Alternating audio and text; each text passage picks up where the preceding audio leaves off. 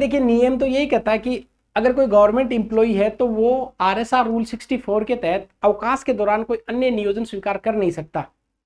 इसका सामान्य से मतलब ये है कि अगर आप छुट्टी पे हैं, अवकाश पे हैं या आपके ड्यूटी आवर्स पूरे हो गए, उसके बाद आप अन्य कोई नियोजन स्वीकार नहीं करेंगे।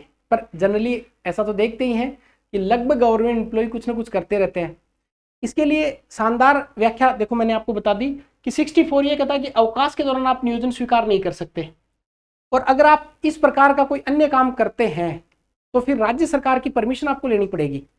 मतलब बिना राज्य सरकार की परमिशन के आप अन्य कोई नियोजन स्वीकार नहीं करेंगे। क्यों? क्योंकि आरएसआर रूल 13 क्या कहता है? आरएसआर रूल 13 ये कहा कि आप 24 घंटे गवर्नमेंट के एम्प्लॉई हैं, आपको बिना अतिरिक्त पारिश्रमिक के आपको ड्यूटी पे बुलाया जा सकता है। और 64 इसके पैरेलल ये कहता है कि आप अगर सरकारी कर्मचारी है तो अन्य कोई कार्य नहीं कर सकते, अन्य नियोजन स्वीकार नहीं कर सकते। और अन्य कार्य करते हैं तो आपको राज्य सरकार की परमिशन लेनी पड़ेगी। हाँ, इसमें एक बात और है। बात यह है कि अगर मान लेते हैं कि आप इंटरनेशनल कोई एजेंसी है, जैसे मैं गवर्नमेंट एम्प्लॉई हूँ, पुलिस की नौकरी में हूँ और मुझे अमेरिका की किसी यूनिवर्सिटी से ऑफर आता है कि आपको एक लेक्चर लेना, वहाँ पे 1 घंटे पढ़ाना है और आपको इसके लिए पेमेंट दिया जाएगा, पर डे आपको 1 घंटे पढ़ाना है। तो फिर राज्यपाल द्वारा मेरा यहाँ वाला वेतन तय किया जाएगा जो मुझे सरकारी नौकरी में मिलता है। अगली बात इंटरेस्टिंगली ये कहती है कि आप सामान्य परिस्थिति में ओबीसी बात है कि 1 वर्ष के लिए और विशेष में 3 वर्ष के लिए कोई अन्य नियोजन स्वीकार किया जा सकता है गवर्नमेंट के अनुमति के बाद में।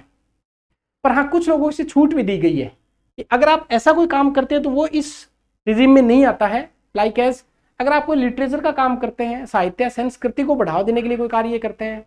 अगली बात, अगर आप परीक्षक के रूप में अपनी सेवाएं देते हैं, जैसे छुट्टियों में मान लेते हैं कि कोई एग्जाम हो रहा है, आरपीएससी कंडक्ट करवा रही है और उस दरमियान आपकी ड्यूटी लगाई जाती है तो आपको एडिशनल वेतन दिया जाता है, वो काम आप कर सकते हैं। या फिर सरकार की पूर्व अनुमति से आप कोई कार्य कर सकते हैं। या जो डॉक्टर्स हैं वो घर पे आके, अगर सरकारी डॉक्टर हैं वो घर पे आके पेशेंट को देख सकते हैं। इसका मतलब ये है कि पेशेंट आप देखेंगे तो ये माना जाता है कि वो उनकी प्रैक्टिस का हिस्सा है। और जनरली आपने देखा होगा कि इस रूल का धड़ल्ले से सबसे ज्यादा मिस यूज होता है कि सरकारी कर्मचारी सबसे ज्यादा एडिशनल काम करते हैं। तो ये रूल आरएसआर रूल 64 है। अब बढ़ते आरएसआर रूल 65 की तरफ।